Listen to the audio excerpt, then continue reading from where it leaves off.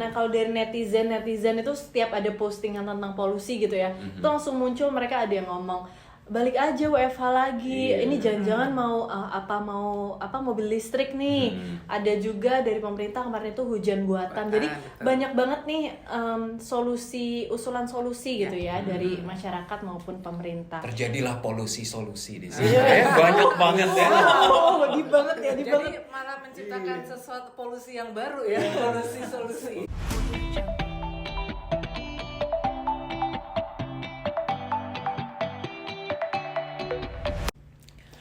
Halo Dynamite Hustlers, welcome back to Dynamite Talk. Jadi di episode kali ini kita kedatangan dua tamu. Ini ada welcome back to Mr. Joko Murjono, partner and consultant. Gara-gara global kayak gitu ya. Partner and consultant dari Dinergy Indonesia. Dan ini ada wajah baru nih. Halo. Ini adalah Mbak Tata, Associate Consultant dari Dinergy Indonesia. Terima kasih udah mau main ke podcast kita. Main nih. Iya. Ngobrol seru ya. Nongki ya kan.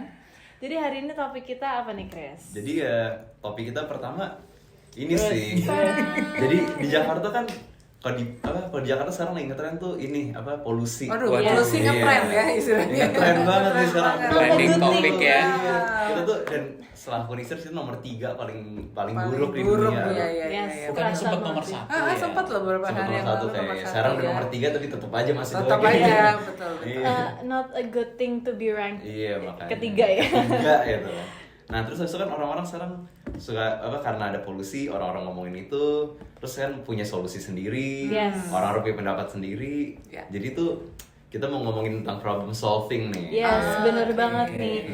Nah kalau dari netizen itu setiap ada postingan tentang polusi gitu ya, itu langsung muncul mereka ada yang ngomong balik aja WFH lagi. Ini jangan-jangan mau mobil listrik nih. Ada juga dari pemerintah kemarin itu hujan buatan. Jadi banyak banget nih usulan solusi gitu ya dari masyarakat maupun pemerintah. Terjadilah polusi solusi di sini. Banyak banget ya. Oh, deep banget ya, deep banget. Jadi malah menciptakan sesuatu polusi yang baru ya, polusi solusi. Deep Jadi banget bikin loh. bingung ya. Hashtag kita masukin hashtag solusi. Solusi. Solusi. Tapi bukan kita hari ini bukan mau mencari solusi untuk polusi. Bukan. Cuman yang mau kita highlight di sini adalah bagaimana sih sebenarnya metode terbaik untuk mencari solusi. Problem solving skill-nya gimana sih sebenarnya? Oke. Ketika kita menghadapi suatu masalah dalam bisnis atau kehidupan sehari-hari gitu ya. Oke. Nah, kita mulai dengan pertanyaan pertama nih. Menurut Pak Joko dan Mbak Tata, untuk problem solving skill ini seberapa penting sih untuk dimiliki? Waduh, penting banget sih ya. Kan kita kalau punya problem tuh, kalau kita berkutat terus yang terjadi apa tuh kira-kira? Puyeng. Tadi polusi. Jadi dia polusi problem ya. Polusi problem ya. Ya kan gak enak ya kalau kita punya masalah terus didiemin gitu kan ya, diendapkan, nggak nyari Diomongin solusi, juga. diomongin Digosipin. digosipin tapi nggak ada pemecahannya. Nah itu tuh dampaknya kan buruk ya, apalagi kalau di kehidupan profesional kita.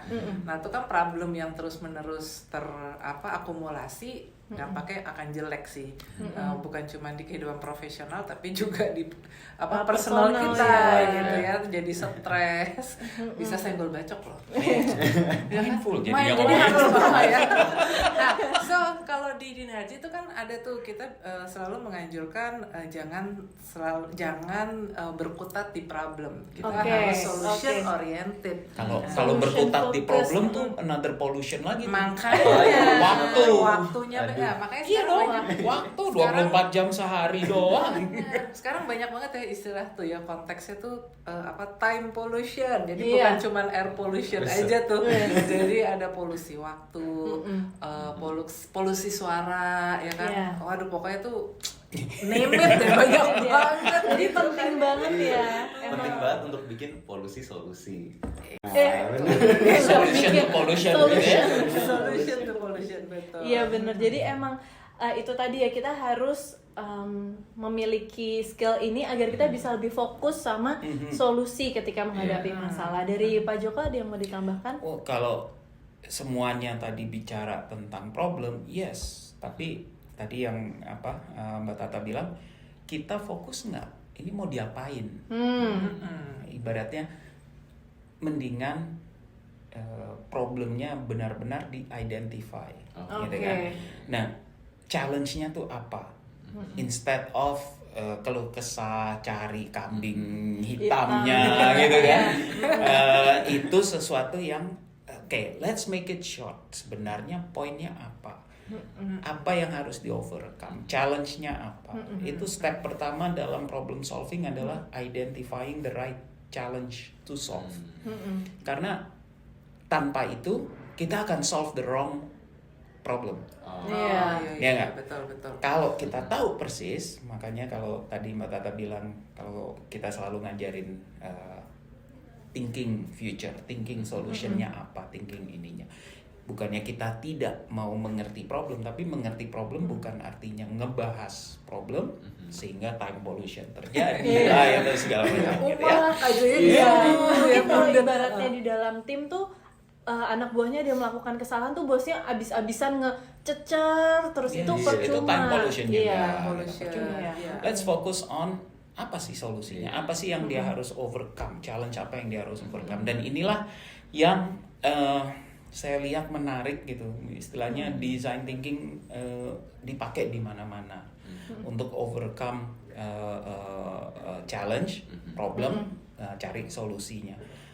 First stepnya suka salah. Defining challenge-nya itu sehingga solusinya bisa jadi salah. Jadi teori sih nggak ada yang pernah salah ya. Tapi begitu prakteknya, praktekinnya kan? itu susah. Nggak mudah juga ya mengidentifikasi problem itu sendiri. Kan sering ya kalau ada anak buah kita mungkin datang atau kita di dalam tim kita diskusi, jadi masalahnya tuh apa sih gitu. Terus malah kesana kemari. Itu salah satu based on my experience gitu kan.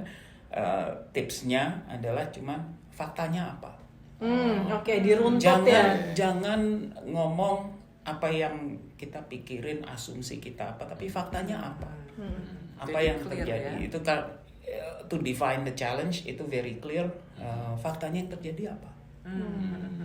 Karena orang suka worry tentang wah ini kalau terus kayak gini nanti kita work from home lagi, kita oke, stop. Faktanya apa? Di luar panas. Panasnya nyengat di kulit gitu kan. Jadi nggak boleh pakai kata-kata kayaknya sih gitu. Itu bukan fakta ya, atau harusnya gitu kan. Nah sekarang tuh jadi kan udah ada problem nih. Nah saat ada problem tuh metodenya tuh apa nih untuk menentukan solusi yang tepat gitu. Metode mah bisa banyak banget ya. Ada banyak banget. Teorinya banyak lah. Teorinya sabar, tapi kita bisa berbuku-buku bisa, ya.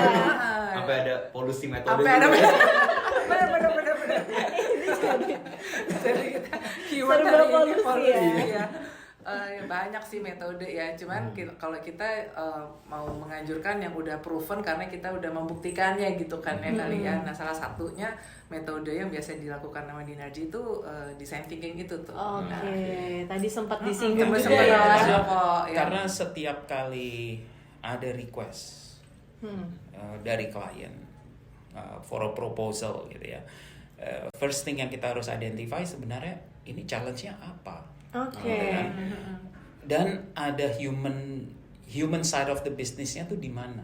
Human centric-nya tuh apa? Karena yang kita mau solve kebanyakan kalau yang masuk ke Dinarji adalah anything to do dengan manusianya. Ya kan? Apakah itu produk, apakah itu service atau SOP atau apa? Tapi kan yang melakukan itu semua, yang menikmati produk adalah manusianya. So human centric itu very penting, very important dalam solving an issue. Sebelum lebih jauh nih Pak Joko, boleh dijelasin dulu nggak sih apa sih sebenarnya design thinking? Apa yang dimaksud dengan metode design thinking? Itu thinkingnya di desain gitu. Terlalu banget ya. base dari yang saya pelajari dan saya baca-baca dan saya tahu dan sudah saya coba terapkan, pertama adalah harus mencari opportunity-nya apa. Itu globalnya gede pertama, baru mikirin solusinya apa gitu. Nah, opportunity itu keluar karena challenge-nya kita identify dan kita fokus kepada manusia yang mengalaminya. Manusia yang mengalaminya, saya underline itu. Baru kita bisa memikirkan apa sih kemungkinan solusinya dan bikin tes prototype gitu kan. Karena di tahap awal ini kalau salah percuma kita mulai yang tahap kedua yang mulai mencari solusi. Identifying itu penting sekali. Jadi ini metode problem solving dengan human centric approach gitu ya. Correct. Oke. Nah, tahapannya itu seperti apa sih dalam design thinking? Ketika kita menghadapi suatu problem nih, boleh dari contoh yang pernah diobservasi mungkin. Kalau bicara dari pengalaman di Narji ya, gitu. Kita pernah membantu a real project yang let's say ada hubungannya dengan suatu penyakit, gitu kan. Mau itu diabetes lah, kanker lah, kolesterol lah, apalah semuanya. Secara saya bukan dokter gitu kan, tapi secara pharmaceutical medicine ada obatnya, ada gitu kan. Tapi nggak semua orang yang menderita itu mau konsumsi obatnya. Jadi ini yang saya bilang human centric gitu kan. Semua desire untuk minum obat ya, ada yang nggak percaya. Correct. Kata desire-nya itu kita harus ngerti apa yang diinginkan si manusianya itu. Mau sembuh iya, tapi nggak mau minum obat. Lah gimana caranya gitu kan? Iya. Itu sesuatu yang kita harus identify sebenarnya challenge-nya itu di mana. Apakah karena kurang edukasi, apakah karena apa? Kita harus ngobrol dengan orang-orangnya itu, yang bersangkutan the end usernya itu, the ininya. Hanya dengan seperti itu kita baru bisa mengerti realita mereka, bukan secara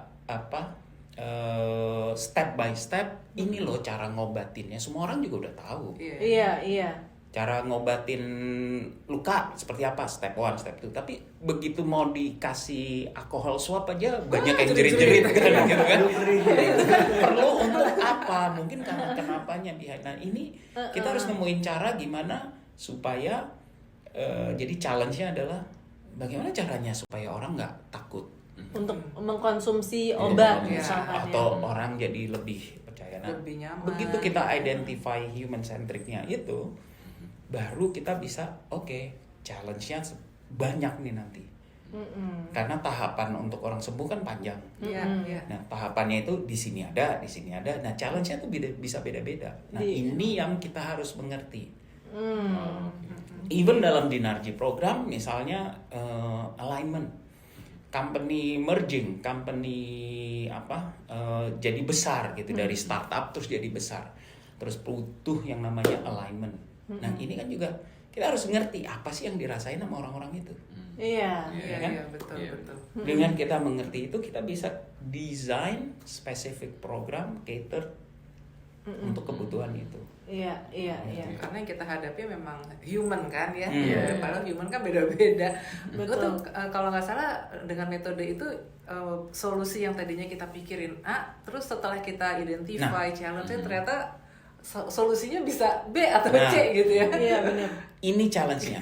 Iya. Jangan mikirin solusi A dulu di depan, karena kita akan bias nantinya. Kadang-kadang kita suka terjebak di situ ya. Iya, itu salah satu. Saya nggak bisa polusi jebakan ya. Terlalu banyak, overuse, jangan. Tapi ya itu salah satu pitfalls, jebakan. Kalau kita sudah tahu cukup banyak, kita ngerasa ini solusinya. Yes. Knowledge kadang-kadang menjadi sesuatu yang backfire ke kita gitu. Iya, So benar. apa mindsetnya? Kembali kalau di Narji kan mindset gitu ya. Remain humble, open to new opinions, open to different inputs, diversity dari orang-orang, masukan berbeda-beda, kita harus terima, dan itu akan memperkaya analisa kita. Opportunity-nya ada di mana. Jadi Wow, menarik program design thinking ini itu apa ya? Cocok untuk kayak case-case seperti apa aja sih biasanya? Atau yang paling sering muncul tuh di kasus-kasus yang seperti apa gitu? Kebanyakan orang ngerasa kalau butuh inovasi itu harus pakai ya salah satunya design thinking. Masih ada salah 2-nya, salah 3-nya, salah 4-nya gitu ya. Banyak teorinya di luar, tapi salah satunya design thinking. Yes, benar, bukan cuman itu. Untuk improve proses. Let's say Anda bekerja di service, pelayanan, SOP gitu, customer service atau apa. Dan ingin membuat signature yang berbeda. Company ini ingin membuat signature service yang berbeda sehingga membedakan dengan kompetitor yang lain. Gitu kan. Bukan melalui benchmarking terhadap kompetitor and then merubah di sini, enggak, tapi lebih kepada understanding customer-nya dulu. Karena pasti berbeda ya, belum tentu sama kan. Betul. Jadi membuat SOP service yang baru di sini, kalau kita ngerti customer kita kayak apa atau customer yang ingin kita layanin, let's say Gen Z gitu kan, yang hobinya branchless bank gitu kan, semuanya takut-takut gitu kan, ya we need to understand dulu mereka tuh maunya kayak gimana, Desire-nya mereka apa? Desire-nya Itu balik mereka lagi ya apa? selalu ya, benar juga baru sih. ada nggak teknologinya visible nggak dilakukan sekarang, atau jangan-jangan apa yang kita pikirin sebagai solusi yang di sini, bukan solusi yang di awal ya, di sana. di situ itu sudah bisa kita terapin sekarang nggak? Di support nggak sama teknologi yang ada sekarang? Gitu kan. Dan itu jadi sesuatu yang sering jadi jebakan juga gitu loh, karena dipikir inovasi adalah suatu ide yang belum pernah ada di dunia ini. No, bukan itu gitu. Inovasi is about doing something differently, answering the needs, answering the challenge of your customer. Dan ini eksperimennya juga luar biasa ya berarti ya di sini ya. Kalau misalnya udah dapat nih solusi A, terus kemudian ya tetap aja kita harus lihat gitu ya. Harus ngulik lagi ya, tepat nggak nih sebenarnya. Jangan-jangan terus ada temuan lagi, kayaknya ternyata belum klik banget nih. Berarti kita harus doing another act lagi gitu ya untuk ngecek itu ya. Dan dengan program design thinking dari Narji ini, dari yang tadi sudah aku dengerin gitu ya, itu setiap langkah ini akan difasilitasi ya, maksudnya dibimbing every way ya. Jadi memang bukan hanya sekedar teori. Kalau teori mungkin mudah ya, what ya, the what itu gampang, bisa baca di buku juga. Mungkin banyak Google juga aja ya. Google. Tapi ini ChatGPT lengkap tuh, bisa nggak sih? Cuman di sini di Narji ingin fokus on the how ya. Jadi dituntun setiap langkah ya. Bagaimana cara ngobrol? Percaya apa enggak? Itu butuh. Bagaimana cara bertanya? Yang bukan interogasi. Kan orang paling males ya kalau diinterogasi ya. Iya, sesimpel itu ya. Jadi ngobrol nanya kayak ketemu sama temen di coffee shop, kita ngobrol, how are you, apa, wah lu kok bisa gitu, gimana caranya ini. It's a simple human skill, conversation, asking question. Dari situ kita bisa dapat banyak kualitatif. Iya, itu bisa tahu masalahnya itu tadi ya. Dan dari situ kita baru bisa mikir, sebenarnya challenge-nya apa? Spesifik challenge-nya, global challenge-nya, tahu spesifik challenge-nya apa, baru kita dari spesifik challenge itu how to create solution. Menarik ya, karena kita nggak bisa menemukan data yang tepat dengan pertanyaan yang salah. Jadi itu simple soft skills yang juga overlooked ya. Yes, dan itu memang makin kesini itulah yang membedakan manusia dengan teknologi. Betul. Kan? Human touch itu tadi ya. Makanya we do the human side of business ini gitu. Karena emang benar ya, kalau cuman misalnya kalau ngajuin pertanyaan doang, tertulis terus disuruh ngisi, ya udah. Survei ya kan ya. Tapi bikin untuk ujian purpose ini ya memang nggak bisa cuma sekedar itu berarti ya. Jadi memang benar-benar harus ngobrol untuk identify. Menarik banget obrolan hari ini, penuh dengan hashtag polusi. Jadi Semoga tidak menjadi polusi di waktu Anda. semoga obrolan hari ini bermanfaat bagi semua Dynamite Hustlers. And thank you so much untuk Pak Joko, Mbak Tata Sama-sama. untuk kehadirannya. Seru Thank you, banget thank you. obrolan hari Iya. ini. Moga-moga nggak jadi polusi obrolan ya. Yang ada jadi solusi. Solusi ya kan. Oke, thank you so much semuanya. Thank you. Dan sebelum cabut, Oh, iya. Jangan lupa dong follow kita di IG dan di Oh LinkedIn. iya, bantu tunjuk-tunjuk dong. Oke, di sini Untuk nih. ingat Iya. Di sini. Jangan lupa follow ya untuk tahu more updates dan juga informasi-informasi kelas menarik mungkin Kita ya ke kasih polusi depannya. informasi lah. Yes, kita kasih polusi informasi yang baik ya. Supaya Dynamite Hustlers banyak belajar dari kita. Oke, thank you so much. See you next time. Thank you. Bye-bye.